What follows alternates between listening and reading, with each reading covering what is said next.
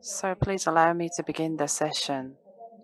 Let me introduce to you the moderator of this session, Bong-hyun Kim, former president of JPI, graduated from Seoul National University and also Illinois University. His major is business management, and also he passed the high diplomatic service examination in 1982.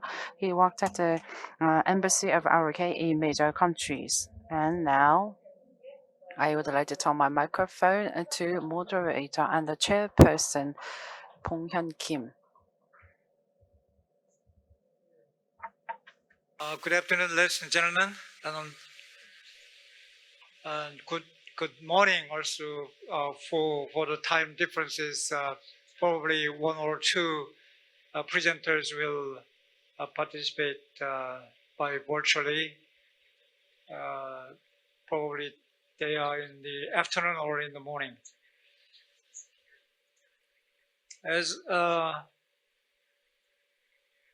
My name is Bong-hyun Kim, former president of Jeju Peace Institute.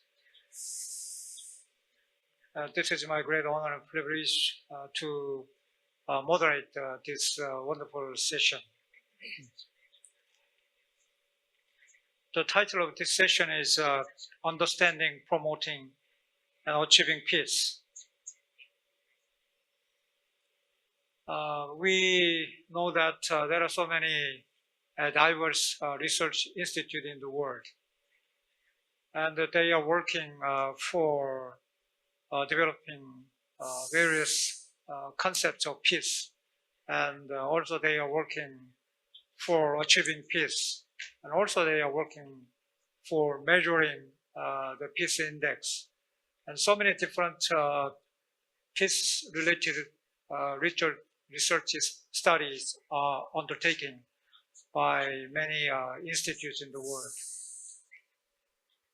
And today, Jeju Peace Institute is hosting this session for sharing our ideas and also exchange our views on the studies of peace. And also, eventually, I'd like to ask a question to all the participants, the presenters and discussants, how we can make a better coordination among research institutes in the world. Today we have 4 presenters and 1 discussant. And before we start, I'd like to introduce all 4 presenters and 1 discussant.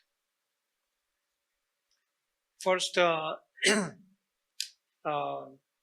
Alex Jung. Alex Jung received his PhD from the Department of Political Science at the University of Florida. He is currently working as a research director at the Jeju Peace Institute. His research interests include peace and conflict in East Asia, political economy of East Asia, China-Japan-Korea relations, and the connection between public opinion and foreign policy in East Asian countries. And second presenter is Dr. Henrik Uldal. He is a director and a research professor at the Peace Research Institute, Oslo, PRIO. Welcome. He focuses on the impact of population and environmental change on armed conflict and has been published in leading international academic journals. He has worked extensively on global trends in armed conflict as past director for the Conflict Trends Project. And also he has conducted a long-term collaborative effort between PRIO and the Norwegian Ministry of Foreign Affairs. And the third presenter is Dr. Satu Rimaye. He is Vice President of the East-West Center, serving concurrently as Director, East-West Center in Washington and the Asia Matters for America Initiative. He is a graduate of Georgetown University and received his doctorate from Oxford University.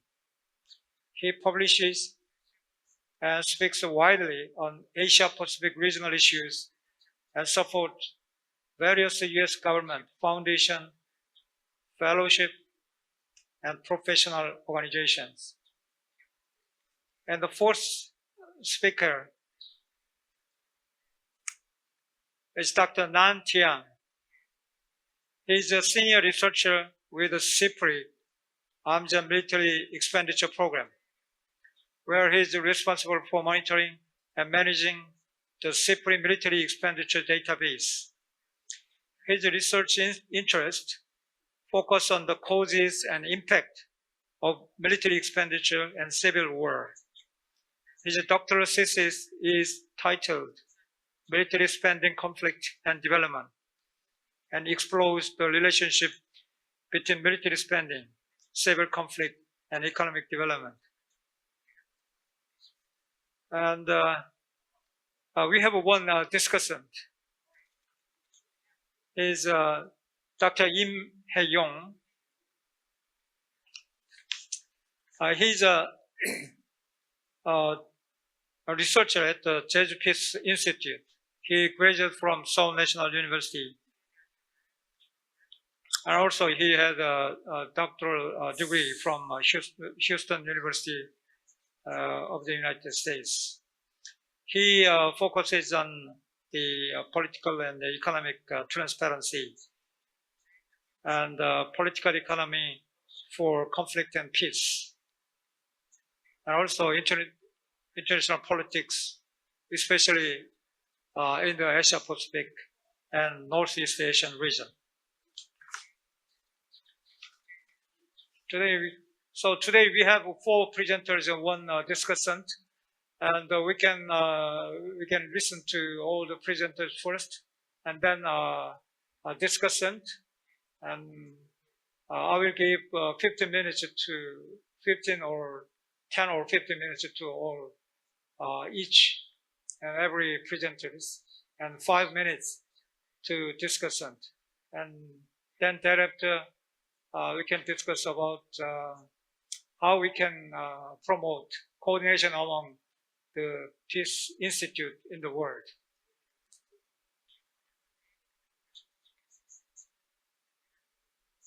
Having said this, I'd like to invite Alex Chung for his presentation. Alex, floor is yours.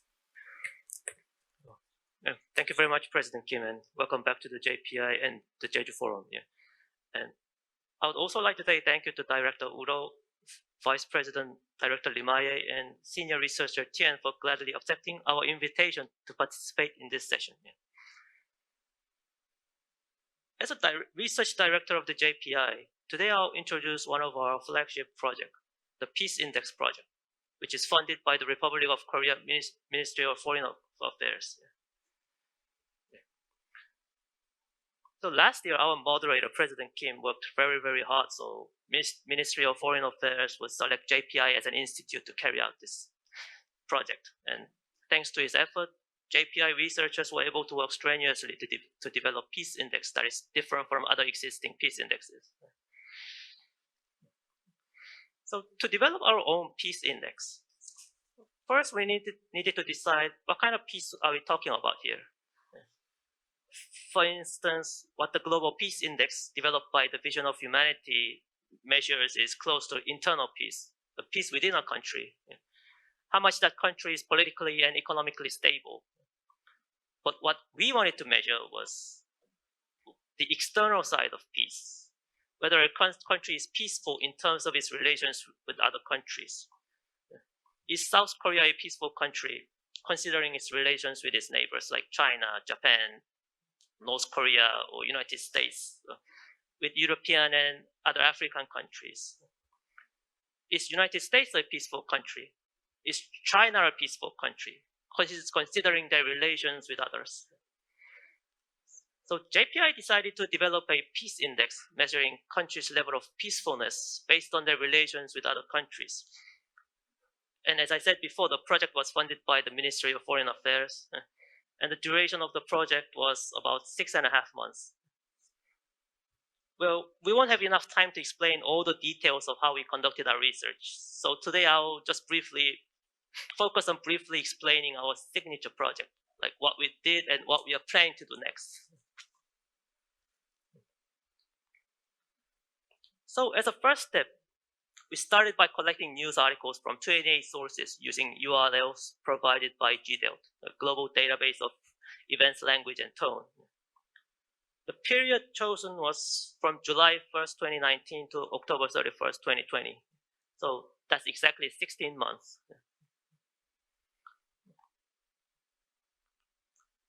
And we employed human coding method.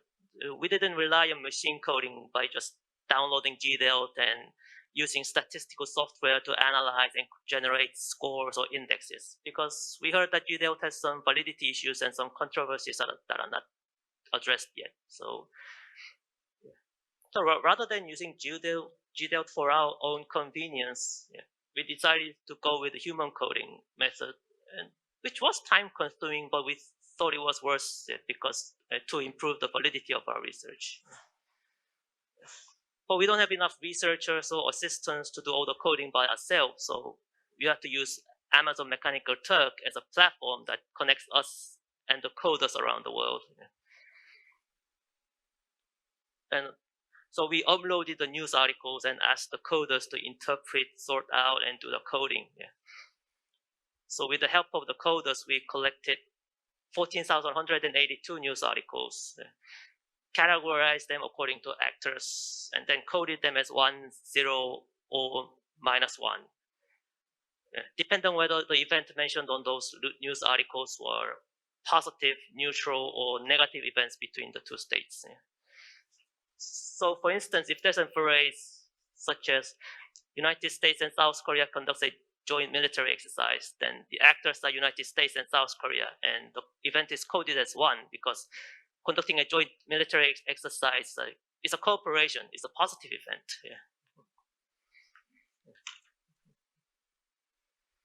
So from those 14,000 articles, we extracted the relation score of 103 bilateral relations, the dyads.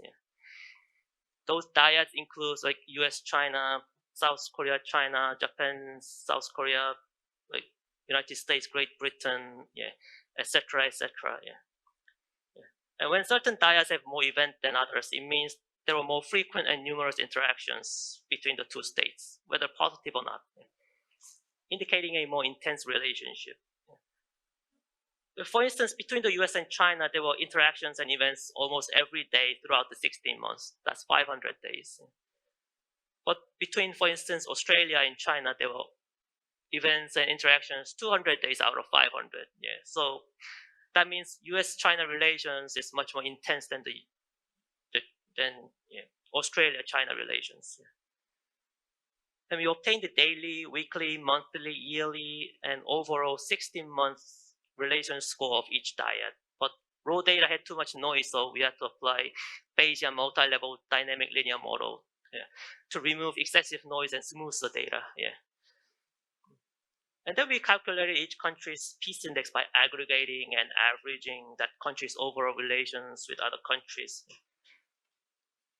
For instance, South Korea had positive relations with US, positive relations with China, negative relations with Japan, negative relations with North Korea. Each relationship was weighted differently according to how intense that relationship was. Then we aggregated and averaged South Korea's relations with other countries and obtained the South Korea's peace index.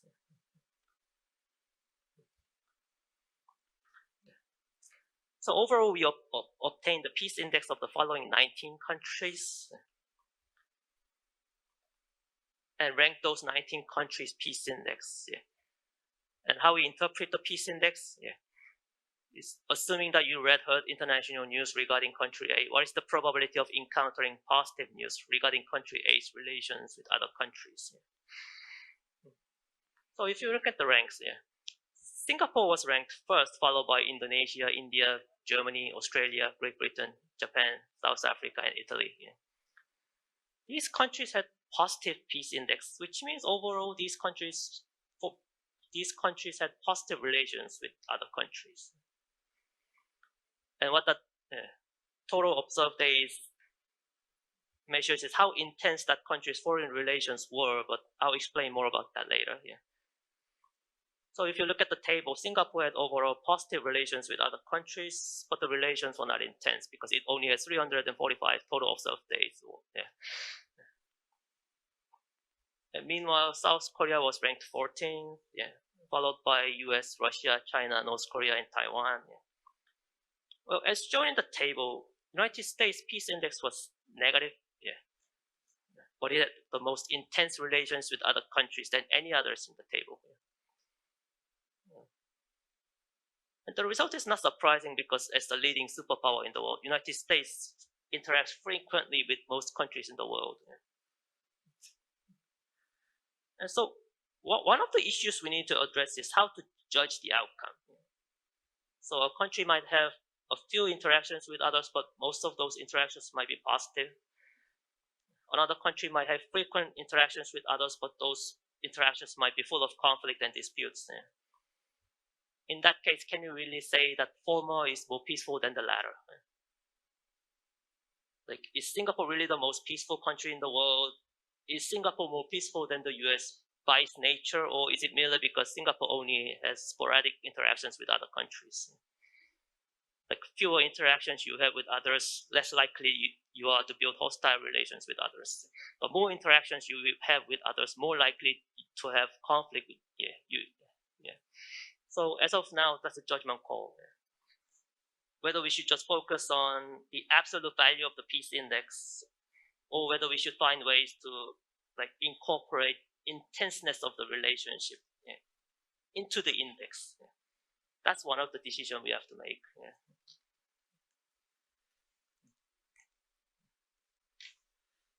And it is possible to dissect, disaggregate the data to exploit more specifically. Like, United States had an overall negative peace index because its relationship with India, South Korea was good, but on the other hand, its relationship with Russia and China was bad. China's peace index was also negative. Well, it had a positive relationship with Singapore, North Korea, and South Korea. But its relationship with India, Taiwan, and United States were bad.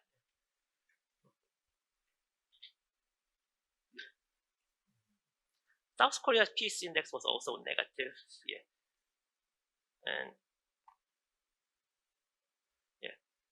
And actually, we can also divide each country's peace index by year, month, and even weekly or daily. But I'll just show you South Korea's peace index as an example right now. So South Korea's peace index was negative in 2019. That's from July 2019 to December 2019. But on the other hand, in 2020, from January 2020 to October 2020, South Korea's peace index was positive. And you can see that, look at North Korea. South Korea's relationship with North Korea was, it got worse in 2020.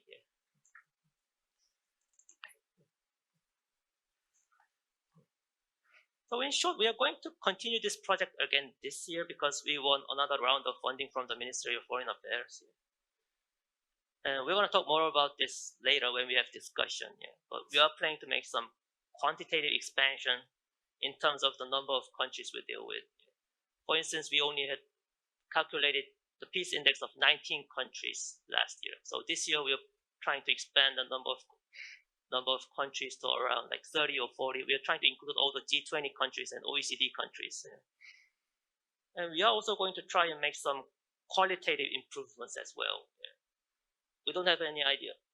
We don't know how we are going to make that improvement yet, but we are reviewing some existing indexes to get some good ideas. Well, we have a lot more interesting information that we want to show and share with you. Yeah, like what I show you today is only just a small piece of a bigger puzzle. But I'm almost out of time. So if you want to know more about this peace index, or if you are interested in this peace index, it might be a good idea to join seminars or conferences after the Jejuporum. Give us some useful comments, and we can also decide to collaborate and to develop more advanced, sophisticated index together. Thank you very much for your attention.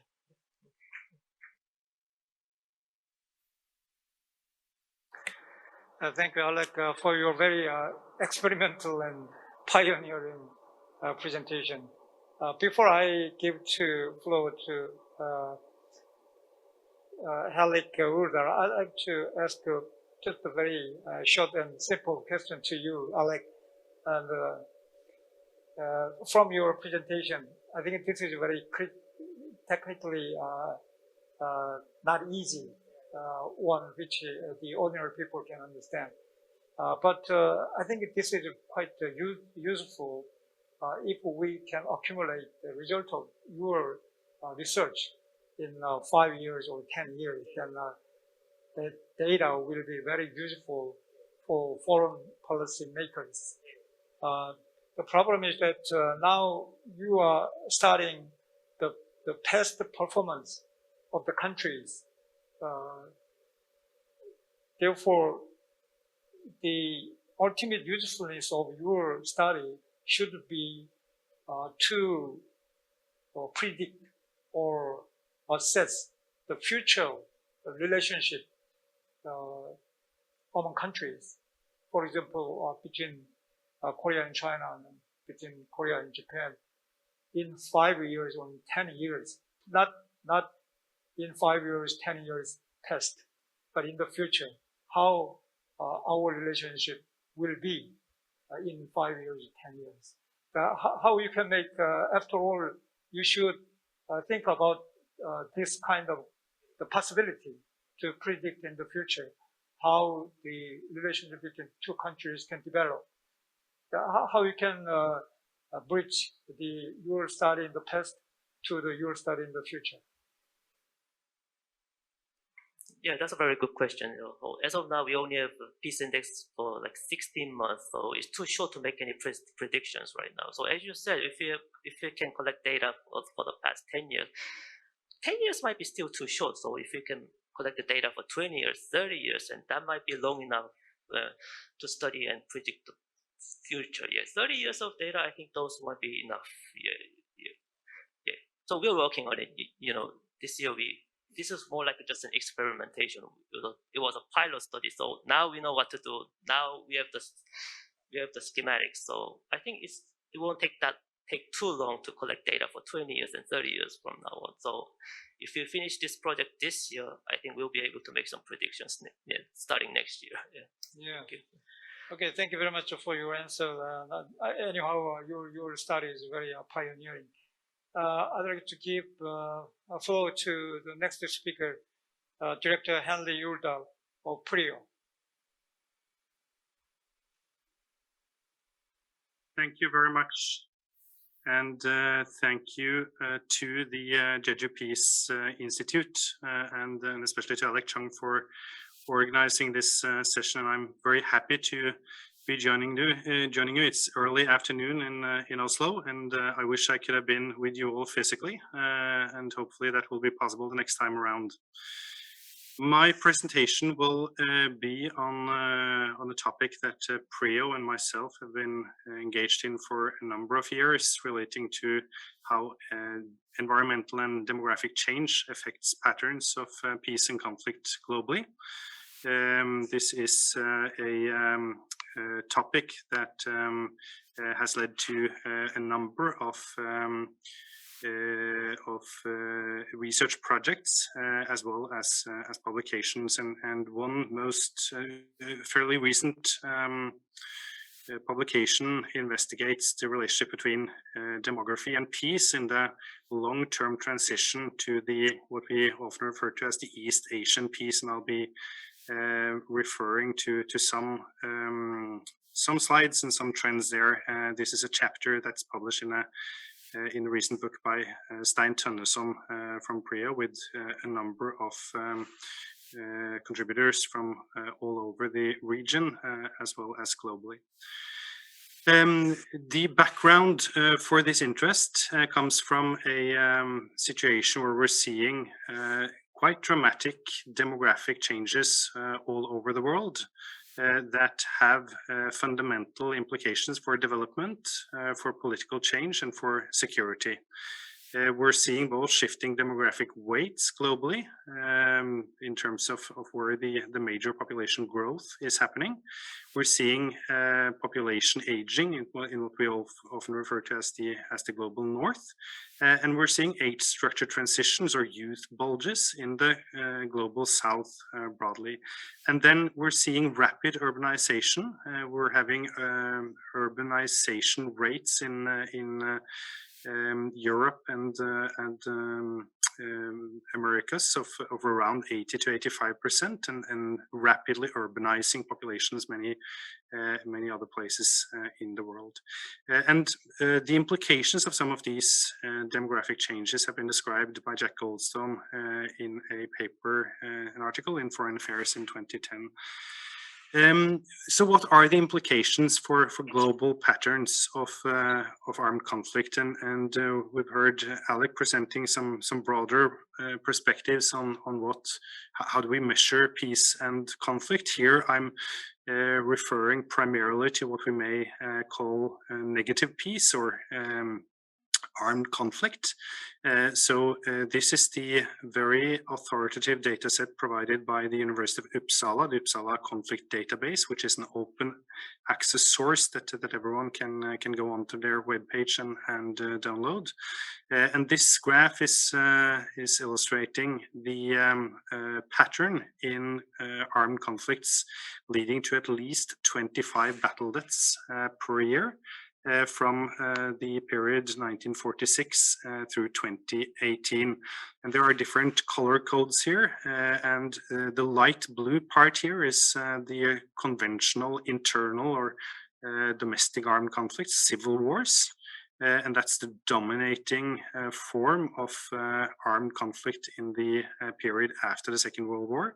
But we're also seeing an increasing number of conflicts that are marked in yellow here, and that's what we call the internationalized internal armed conflict. So that's civil wars, but where there is participation from international or non-state or actors that are not the state of that experiences the conflict, but external states. And we're seeing a worrisome trend towards a higher proportion of these civil wars being meddled in by external actors. The interest in demographic change as a potential factor emerged first in the 1970s, but really saw an ascent to sort of high-level politics in the 1990s, with especially U.S. administrations taking a particular interest in demographic change as a potential factor in explaining patterns of armed conflict. And a very influential article by Robert Kaplan, The Coming Anarchy, was published in 1994, focusing both on age structure, so youth bulges, and urbanization. It's particularly the age structure transitions that I'm going to be looking at today. If you're looking here at the solid line, that is the number of youth in the ages between 15 and 24.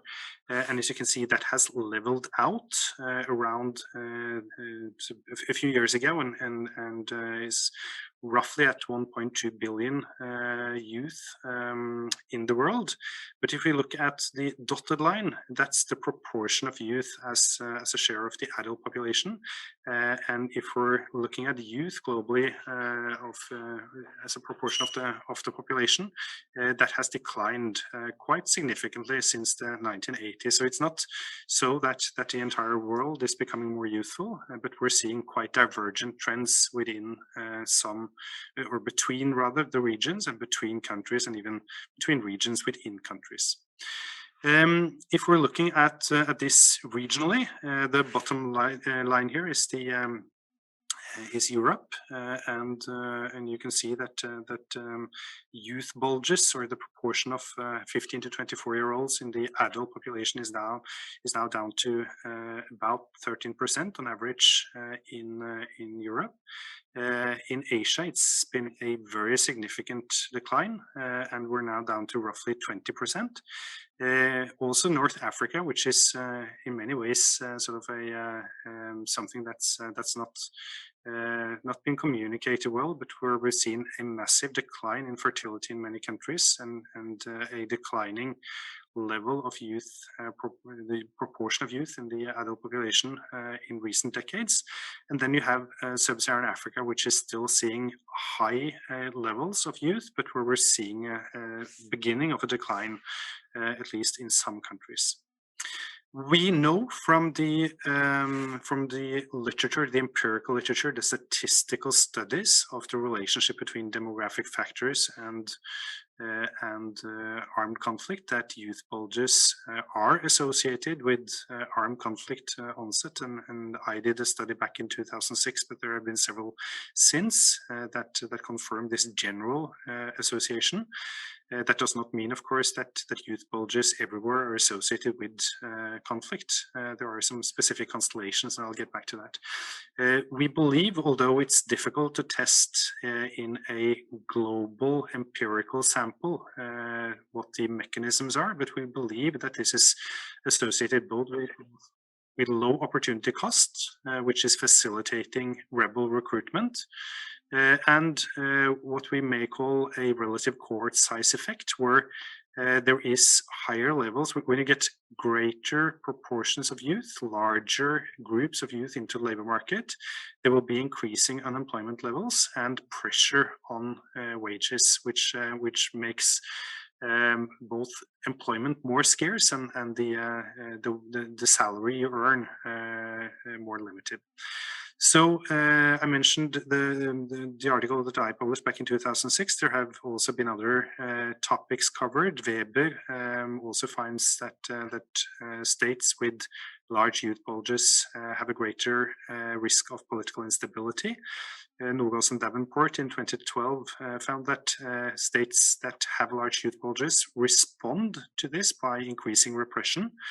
But it is important, as I said, that there are major conditional factors at play here. We find in another paper that we published a few years later than the initial study that education moderates the effect of youth bulges to the extent that it's only in low education context that youth bulges have an effect on armed conflict, but also that fertility decline is something that has an effect. So when fertility is declining, the effect of youth bulges also disappears, and I'll get back to the explanation of that. And to address first the issue of education, just to give you sort of a sense of what we're looking at, this is the education projections that are produced by IASA, the International Institute for Applied Systems Analysis in Vienna. And education, as many will know, has the effect also of over time contributing to reducing fertility, and that's particularly education among women. So here we're seeing the population of one of the most rapidly growing populations in the world, Niger, by 2050, depending on how much investment there is in education. And this is interesting both because the top here is where you don't invest a whole lot more, but basically keeps the relative access to education the same.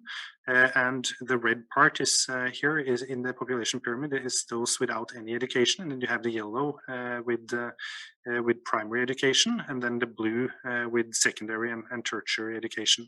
So the top pyramid here is the is the less ambitious education program, and the bottom one is the most ambitious education program applied to Nigeria. And as you can see, the bottom the bottom future Nigeria is both more educated and providing then for greater opportunities for youth in the labor market, but also it's a much smaller population because higher education has this feedback effect that produces lower fertility. So the bottom Nigeria is both a population that is better positioned for achieving economic and social progress and also security than the top one. Similarly, we can look at China. This is the projections for China, the working age population. And I won't spend too much time on that, but just illustrating the investments and the implications of the investments in China over the coming decades. So translating this into sort of also some policy implications, because we know that youth bulges under some conditions can pose a risk, but youth bulges can also produce what we call a demographic bonus, and represented through what we call the demographic window of opportunity. And this happens when we have declining dependency ratios. So we have fewer who are dependent on someone in the working age to produce so that they can consume. And when more people then enter into the labor force, it means that public investments can be shifted away from schooling and healthcare to activities that can be income generating. And this demographic dividend is estimated to have contributed to a very significant part of the economic growth, as much as 1/3 of the economic growth of the Asian tiger economies. This is dependent on labor market factors, including human capital investments. And the conflict risk here, as I said, is conditioned on the demographic transition. If we're looking at two interesting examples, this is South Korea and the demographic dividend, which was strong in South Korea from the 1970s throughout the 1980s and into the 1990s. And you see the red line here is the support ratio. That means the number of people in the labor or in working ages between that's 15 to 64, compared to those below 15 and those above 64. So South Korea currently has above 250 producers per consumer. And at the same time, you've had a very strong decline in the youth bulges in South Korea, starting from this late 1970s, early 1980s, down to very, very low levels today. If we look at Iran, which is another very interesting case, Iran has had one of the most spectacular fertility declines in the world. Iranian women had, by the end of 1980s, early 1990s, had more than 5 children per woman, and is now down to 1.7, 1.8. And the blue line here is the youth bulge, and they've had a very strong increase in support ratio. So Iran is in many ways very well positioned for a demographic dividend, but because of the sanctions, they are now losing this window of opportunity. And that's also why the current situation is so tragic for Iran in terms of economic social development.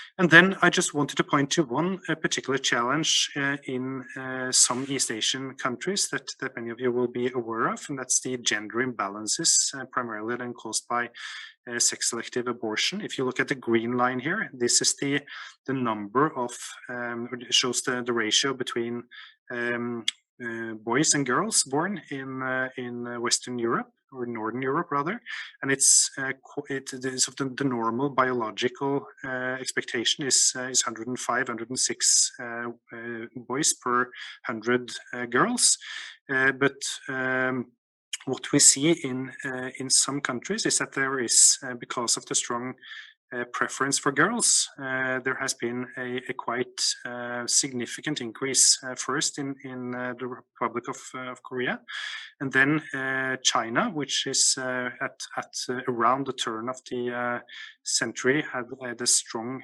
increase in births of young boys compared to girls, and in 2010 there were roughly 117 boys born per 100 girls, and this produces long-term a surplus of men. And if you look only 9 years into the future, China will have 25 million more men in the ages of 20 to 40 years old, 25 million more men than women among these age groups. And it's possible that this may, of course, have considerable social effects, including effects relating to what we may call social disturbance. Then there is it's also interesting to see what the as I said, what the aging has to say for many countries. This is of course not only something happening in East Asia, but also very much in my own region in Europe. But it's stronger in some Asian countries than in most other countries of the world. We're seeing a reduction in population of military age, which is very strong in China. We're seeing a slowdown, potential slowdown of economic growth as a result of that, because in many countries now we're seeing less than 150 producers per 100 dependents. It's also possible that this could lead to changes in social mood. There is in the PLA, in the army, in Chinese army now, more than 50% of those enrolled are only children, and of course that impacts parents' risk assessments. And then the question of whether older generations are more risk averse, because we're now seeing aging electorates, and in Japan and South Korea in 2050, more than 40% of the electorate will be 65 years and above. So quite significant changes there. We've looked at implications, and I see my time is running out now, but we've looked at implications of these demographic changes, and what at least we expect is that these are structural conditions, especially the decline in youth bulges, the increase in education, and the decline in infant mortality, factors that over time will lead to a lower risk of conflict and fewer armed conflicts globally. Thank you. Thank you, Director Henry Rudel, for your very interesting and meaningful presentation. Actually, the demographic transition can be a very serious element for the societies. As you pointed out, Korea, Japan, and China, and African countries, all they are undertaking this kind of demographic transition and change. It can affect the economic situation, also it can affect the peace and conflict, and also it can affect the political situation even. Therefore, your study is very meaningful and very contributing to all the states which undertake the demographic change. Thank you very much for your very interesting and meaningful presentation. I'd like to invite the third speaker, Satu Limaye, East West Center. Satu Limaye, please. Yes, good morning and greetings to all from the United States. I happen to be in Utah today, in the mountain zone of the United States. So it's just getting on 6:15 in the morning here. And so good greetings, warm greetings to friends in Europe and of course in East Asia as well. And delighted to be at the Jeju Forum. I'm sorry I could not be there in person, as I have been on previous occasions. So I thank President Kim, Alex Chung, your research director at JPI, for the opportunity to join such distinguished colleagues as Hendrik Odell and Mr. Nan Tian as well. So thank you. The first thing I should say is the East-West Center is not fundamentally a peace-only research institute for scholarship, as we have heard, as we have been talking about JPI and about PRIO. So I would like to explain a little bit about the East-West Center and what I see. First, let me make the observation that consideration of this topic is really important at a time when many people are using phrases such as great power strategic competition and an increasingly uncertain and I would say very difficult and complex international environment, both in Europe as well as in East Asia and many other parts of the world as well. So the framing of this issue of peace and how institutions such as mine can contribute in such an environment, I think is a significant and important one. The East-West Center was established in 1960 by an act of the United States Congress to promote better understanding and relations between the peoples of the United States and Asia. And so our fundamental mission is to bring people together for better understanding and relations through collaborative education, research, and dialogue. In other words, our efforts at peace and peace building are located primarily in our work to bring Americans and Asians together on topics of mutual interest and policy relevance.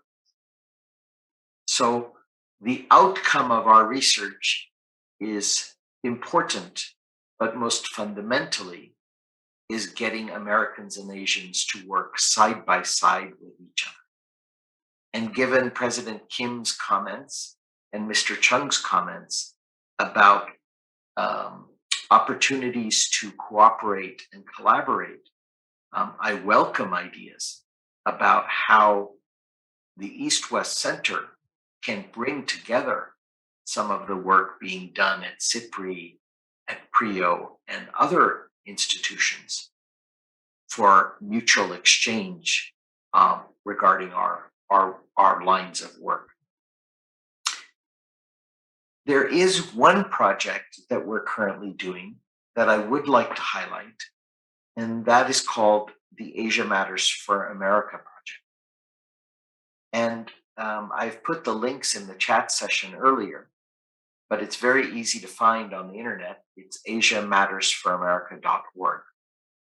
And the basic effort is to build a constituencies and stakeholders, both in the United States and in Asia, to understand how they are interconnected with each other based on variables and data such as investment, trade, tourism, air flights, civic society links, cultural links, educational links, and others. So, for example, we are able to show Asia's impact on every US state and congressional district, which is a very helpful way of mediating and informing discussions and debate about whether America is benefiting or not benefiting from its relations with Asia. As you know, in our country, in the United States, there are many debates about immigration, about trade, and other issues. And we are trying to provide an interactive, informational, and data space which will allow people to be informed in their assessments about the ways in which the US interacts with Asia and Asia interacts with the US, to better appreciate how those connections work and how important they are to each other. And we do this both at the national level, as I said, and at the state level. And by doing so, we are building a set of constituencies and stakeholders that have a shared interest in the relationship. And as I said, the premise is on people and understanding each other, and therefore improving and having dialogues as a result. So we are looking forward to a new set of analyses that looks at middle-class impacts of US-Asia interactions, for example. And we will be releasing a new set of analyses on that in the coming months. Third, I want to turn to a few elements of our key principles and practices at the East-West Center, which I believe support the fundamental mission of an organization dedicated to building such relations and understanding. The key principles are diversity, equity, and inclusion is one, where we are very interested in engaging with societies in Asia and at home here in the US across the political, economic, racial, cultural spectrum.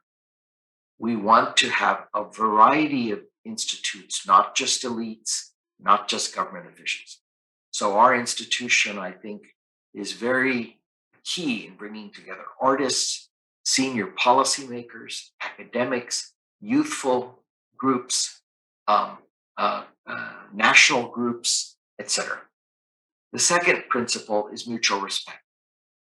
We have in our dialogues and exchanges, a great premium on collaborative study, education, and research. And even if there are differences of views or assessments or points or difficult relations between home countries, mutual respect is a key element of the way in which we exchange on our programs. Third, we work very hard to cross interdisciplinary and traditional geographical boundaries. Let me give you a concrete example of this, which involves Korea. We are currently recipients of a Korea Foundation grant to bring youthful experts from the US, Korea, and Southeast Asia together to look at how the US, Korea, and Southeast Asia might collaborate together.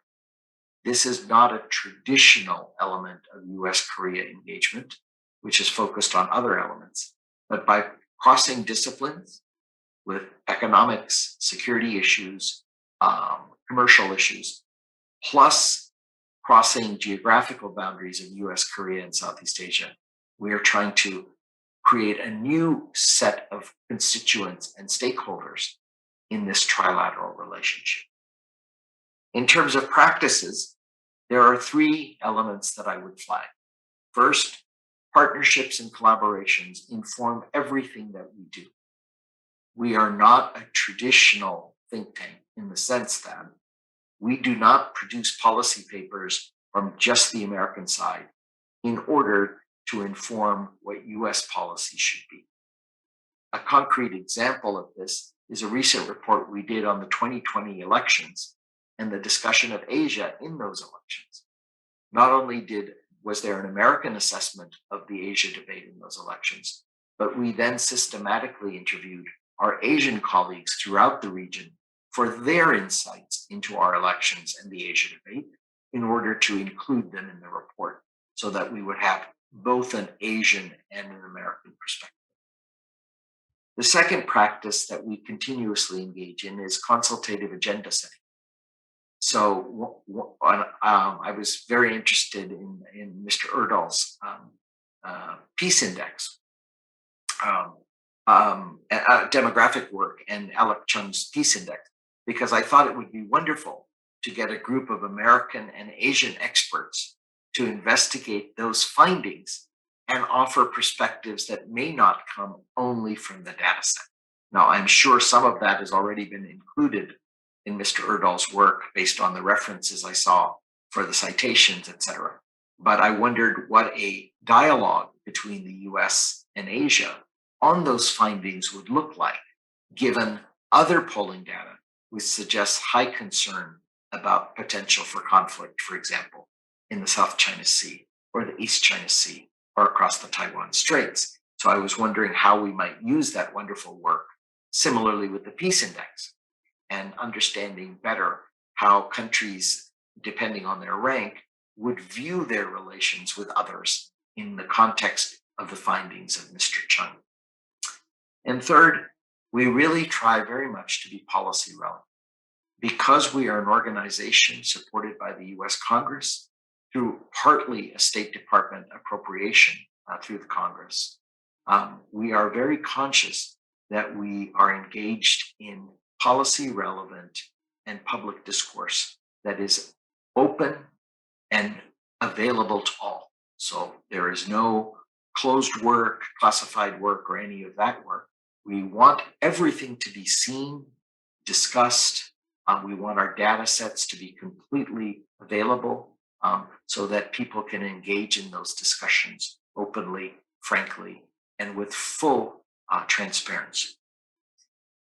So I realize I'm at the end of my 10 minutes allotted time, and I would be grateful to take any questions. But once again, let me thank President Kim, Research Director Chung, and of course my colleagues on this panel for what I think has so far been a very interesting presentation. And I really look forward to some concrete ideas where the East-West Center might become a venue and a platform to engage your work in a systematic way that brings your expertise and your projects with our effort to have collaborative study, research, and dialogue. Thank you very much.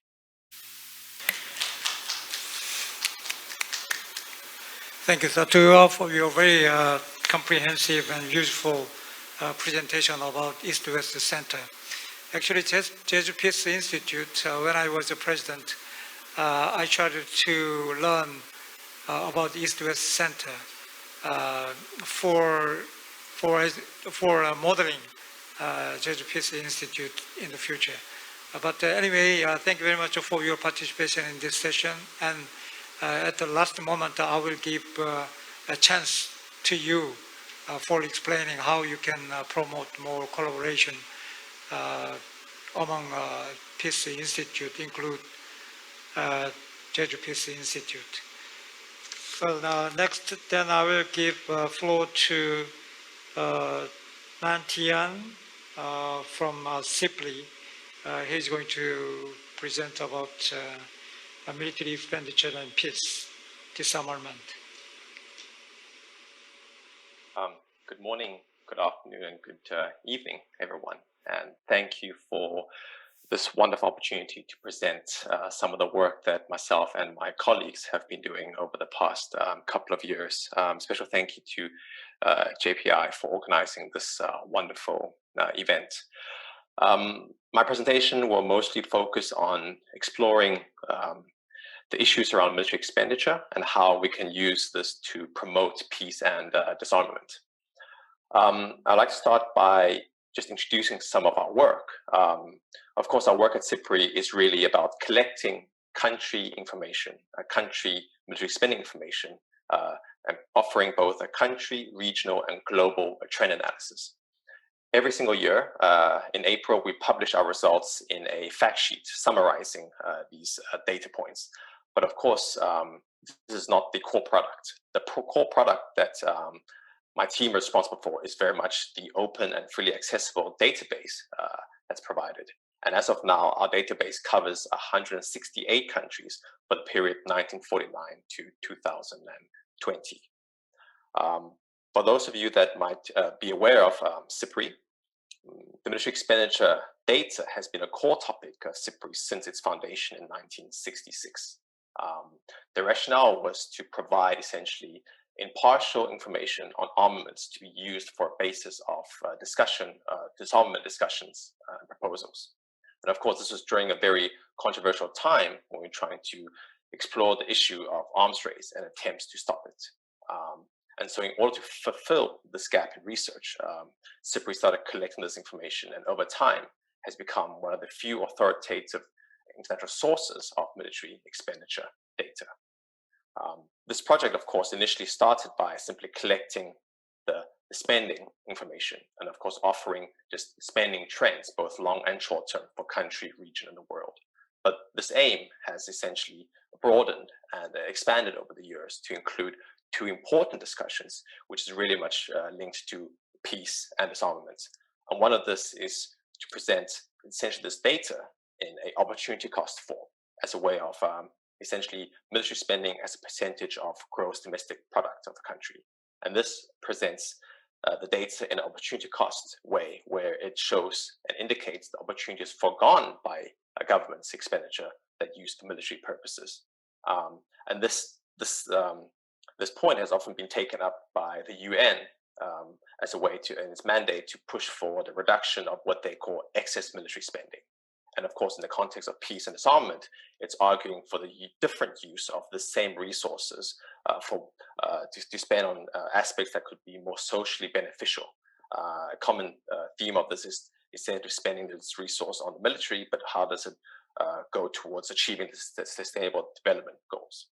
Of course, more recently, CIPRI, we've also provided the data in a third form, which is looking at government priorities. And so in this way, it's military spending as a percentage of government expenditure, and to show that how governments prioritize military and how this compares to other sectors, political priorities. And of course, this topic is very important right now, given the COVID-19 pandemic, and how we can essentially assess how governments are prioritizing, let's say, military spending compared to healthcare spending. So with this in mind, I'd like to go into some of the recent findings that our report has shown. And so here we see that military spending in 2020 has reached what we can say an all-time high at almost $2 billion. We see that the period of the post-Cold War era, the peace dividend era, is long gone, and spending trends have essentially been on the rise since the early 2000s. And this, of course, is especially important given the year of the pandemic, where we saw that global GDP across almost every single country in the world has decreased. And yet military spending, on the other hand, has continued to increase. And of course, this has a direct economic consequence of increasing what we call the military burden, or military spending as a share of GDP on many countries. This rising burden, either through increased spending and decrease in GDP, or military spending increasing at a rate greater than GDP, or in some cases, even though spending has been decreased, GDP has fallen at a greater rate, has seen this really increase in the burden of the military on the economy. And of course, the consequence really of this is that it has increased the pressure from many civil society and other groups which have historically questioned or challenged the need for increased military spending, and arguing that the resources, again, could be better spent to achieve more important social issues, such as providing universal healthcare, education, and pointing out that, of course, many of the global threats that threaten humanity is not a military threat, and with that, the solutions are more non-military solutions.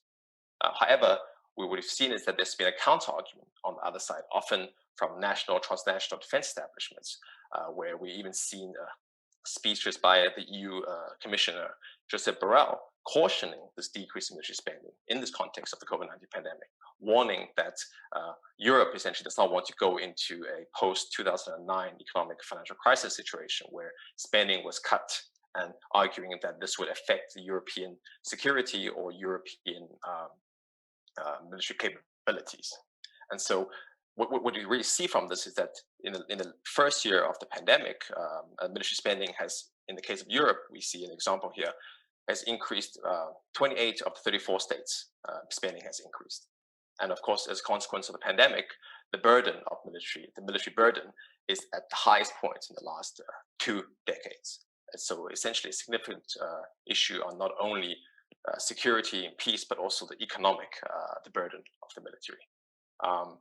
I have a graphic here that really illustrates kind of where the largest spenders are. We see that the USA, China, we have India, really the South Korea, Japan, all of these are situated in the Northern Hemisphere, and how these top 10 military spenders account for 75% of the global population.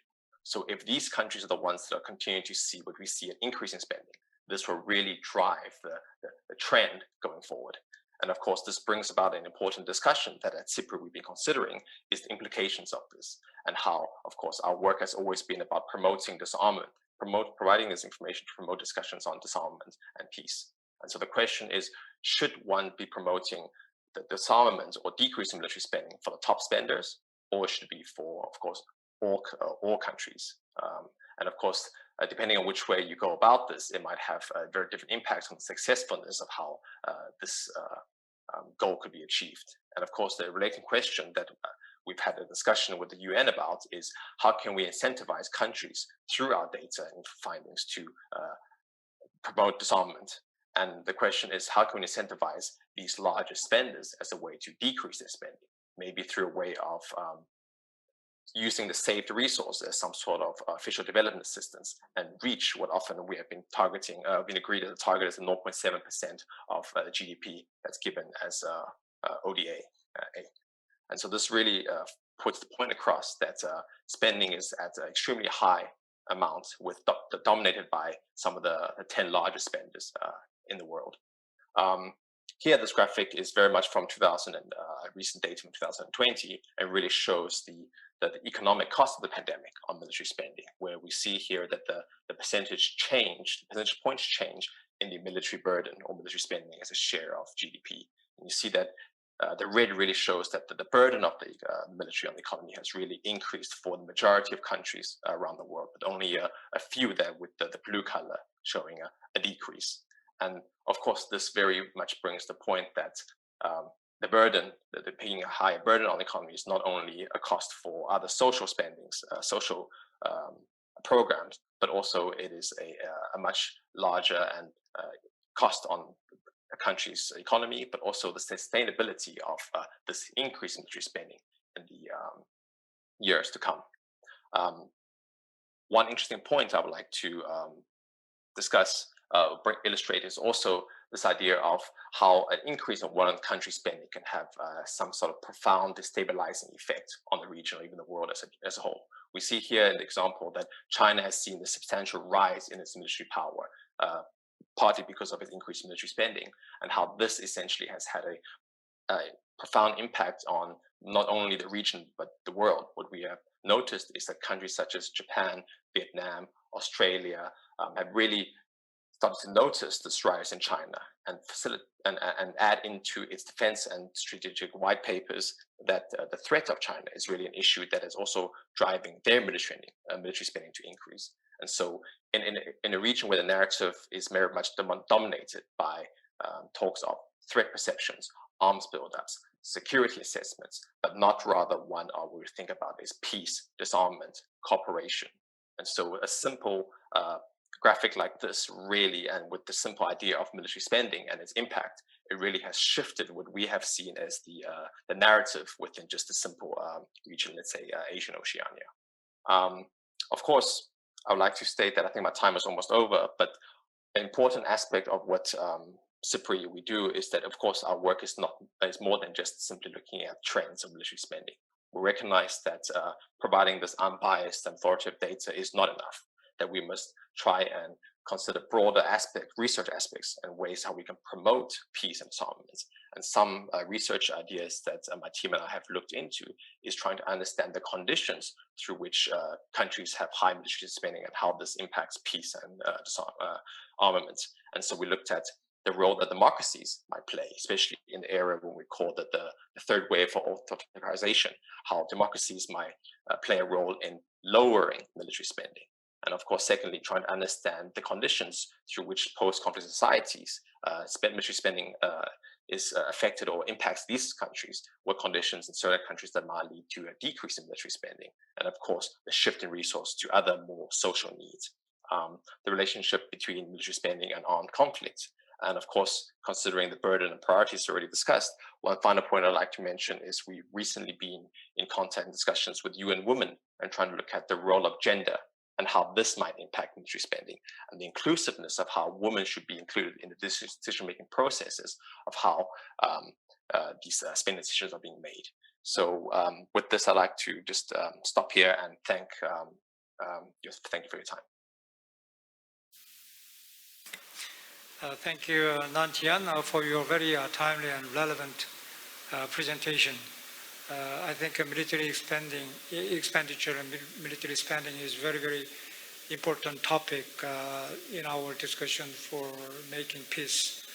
I remember that in 1990 or 1991, when the Cold War collapsed, and then many peace researchers hailed the end of Cold War, and then we talked about peace dividend after the Cold War.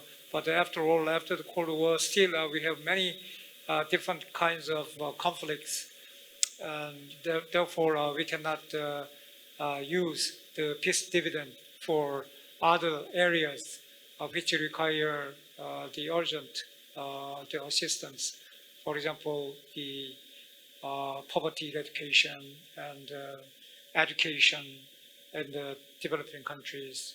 And now we have 17 goals of sustainable development goals, and we need more funding to achieve sustainable development goals. And also we need to address the climate change.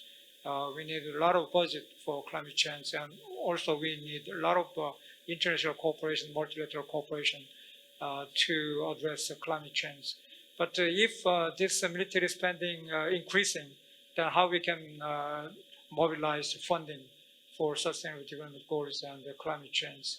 This is quite very serious challenge to all the humanity. Now I'd like to give floor to Dr. Im Hae-young for your participation in this session as a discussant. I can give you 5 minutes. Okay. Thank you for giving me this opportunity to be a discussant for this wonderful session.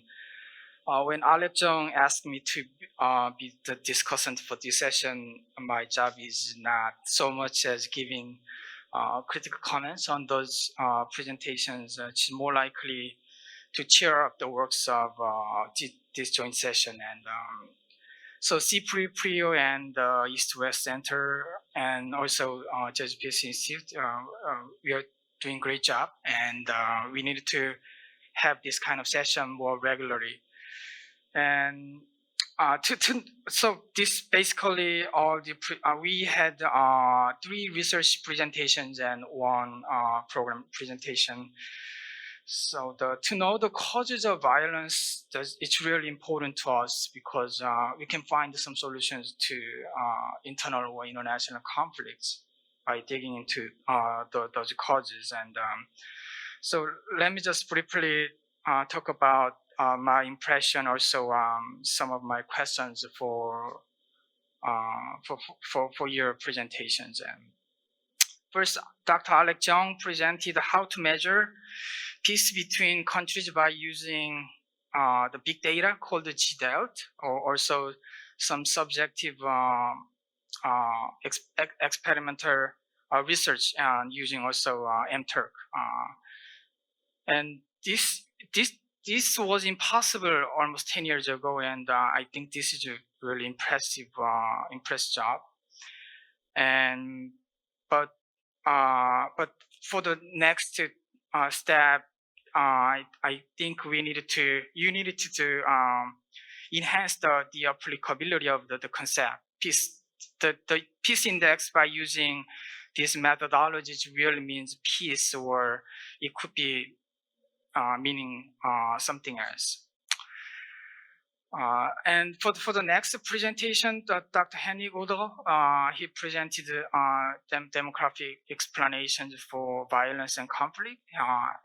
As you know, his findings have been greatly appreciated in the academia of political science. And but one of my questions, this aging problem or this youth bulge, and it has different mechanism how this youth bulge leads to domestic violence and also international violence. I also found out some, as already you find out in 2006. Also, just recently, some researchers published a paper demographic structure is also associated with international violence as well. And so what could be the limit of this explanation to use demographic explanation as one factor of internal or international violence? And also, as you already find some mediating effect by youth, by education. And but one of the things I'm a little bit wondered when I just heard from you, listen to your presentation, I guess as the military technology that advanced, and we might not need that much, full soldiers. So this military technology might have some different logic regarding these usables, specifically for international conflict. And also for Dr. Satu Rimae, and I think this newly enlightened importance of Asia for the United States. So United States is a kind of reinventing its grand strategy in this Indo-Pacific area, and I think in many countries in Asia, and they still expect the United States to play a role as a balancer or a peacekeeper as it used to be, specifically before the Trump administration, and they're expecting really more things from this the current Biden administration. So I think this might be a good chance for the United States. Also, finally, Dr. Nan Tian presented so he described the military spending of the world, and that's very very interesting. And also, I found out he wrote many papers on the military spending and the effect of military spending on society and economy. And but by just maybe next question, you already mentioned in the presentation as well about how to reconstruct this military spending make the most of peace dividend after decreasing military spending, and how to optimize the expenditure of military spending for society. That might be really important question for your next next research. So finally, I'm very grateful for your participation. And I mean, as just a researcher and JPI, I really wanted to have this kind of session more, later. Yeah, next time. Yeah, thank you. Thank you, Dr. Lim. Well, due to time constraints, I'd like to give one question to every presenters. The question is that in the introduction part, I said that this session is pursuing the kind of the collaboration and cooperation among peace institute in the world. There are so many diverse peace institutes in the world, but we say that very limited collaboration and limited cooperation among peace institute. Therefore, today I'd like to give the question first to Henrik Odell, and then Satu and Nan Tian. Same question to all of you about the way to promote collaboration and cooperation among peace institute. PRIO is very well known for your long pursuit of demographic transition and peace and democracy like this. And also CPRI is also has been focusing on the military expenditure and also peace.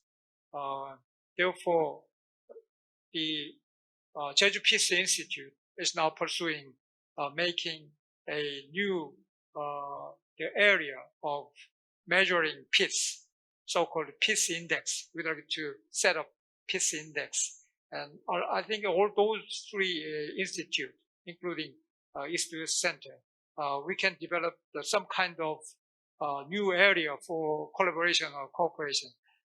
This is my question to Heligudan first, then Satu, and then Nan Tian. You can give a very short answer to my question. Thank you.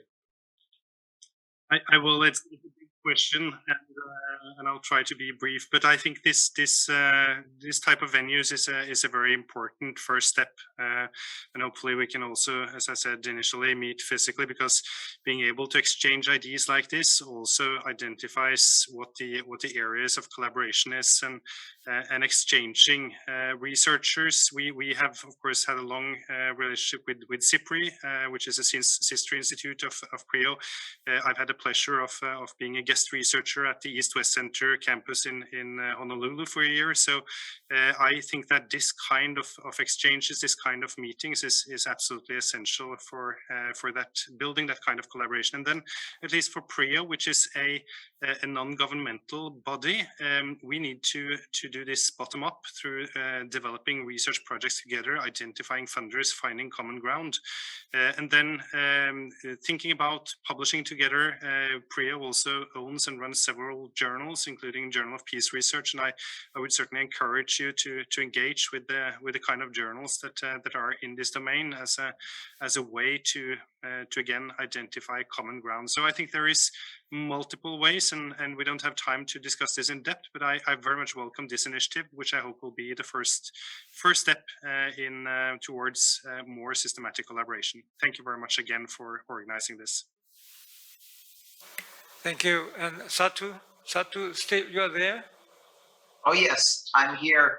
Forgive me, I had to turn off my camera because the house is, as I said, we're in the morning time here, and the house is moving, and there's a lot of activity around me. But first of all, let me thank Lim Hae-young for the comments and discussions, and I'm just very overjoyed to hear that Professor Odell was in Honolulu at our East-West Center campus, and look forward to discussing more with him about ways of cooperating. Look, let me link the comments together very briefly. I thought Lim Hae-young's comment that the U.S. is reinventing its grand strategy in Asia, while Asians expect the U.S. to play a more important role, kind of hits on the two issues that both our colleague Mr. Odell and Mr. Nan Tian explained. My assessment is the following. There is greater and greater interest in Asia, in the United States, government, strategy, commercial, civic society sectors, for all kinds of reasons, ranging from we can get more students from Asia at our universities to strategic challenges of the kind that Nan Tian showed on the military spending chart. And I don't need to say more. However, at the same time, Asia is still quite far away in a sort of psychic mental space from the United States, and the relative degree of understanding about its impacts and relationships is evolving. So there's controversies about China on the commercial front as there are on the strategic front. And I think that dialogues such as this, and particularly the academic and scholarly work being done at CIPRI, PRIO, and at East-West Center, and JPI, of course, we could think of new avenues to explain these, if you will, these different expectations of each other and how they might be mediated. Because I don't think there's quite as much understanding as could exist about these trends that are being worked on, with what the implications should be for relations between the Asia region and the United States. And I think, for example, from my vantage point, the East-West Center could perhaps be a very good convening partner with other organizations such as yours to think through those implications. And so I welcome a further discussion on those. Thank you very much. Thank you, Satu. And next, Nan Tian. Just briefly, I would like to mirror Professor Odell's comments about how these events are a great starting point for collaboration and discussion. And of course, CIPRI is very similar to PRIO in that it's a non-government organization, and it essentially works with the research projects or grants. But being aware of each other's work is also one important aspect where we can start looking at collaborations. CIPRI, of course, works with the historically military spending data, but now we're trying to expand our work into understanding the issues that's related to armed conflict, post-conflict societies. And so through this, we hope that our research topics or ideas align, and of course then leads to possible future collaborations. And of course, personally, maybe from CIPRI's perspective, it is important that we change the narrative of how our work is being perceived. Most commonly, you'll see that military spending is often used in some sort of discussions on armaments and military capabilities, but instead it misses the point that many people miss the point that it's mostly about disarmament and peace. And so if we can together promote this message across better, then we can get more research centers and institutes to be involved in this broader, more general idea of course, understanding, promoting, and achieving peace. And I'd like to just agree with the comments made by Satu that, of course, having a venue to where these discussions can be hosted is a great way where we can meet and have a diverse group of both audience and panelists to discuss these issues on a more consistent basis. And this will, of course, benefit everyone. Thank you. Thank you. Thank you very much, Satu, for suggesting we can meet at East-West Center for our collaboration. Next time we can meet together, East-West Center, or next year we can meet together at Jeju occasion again. Thank you very much, Alex Alexandra and Satu Limaye and Nan Tian for your great and wonderful contribution to this session, and also Alex Alexandra for your presentation, excellent presentation, and Imbalances for your discussion in this session.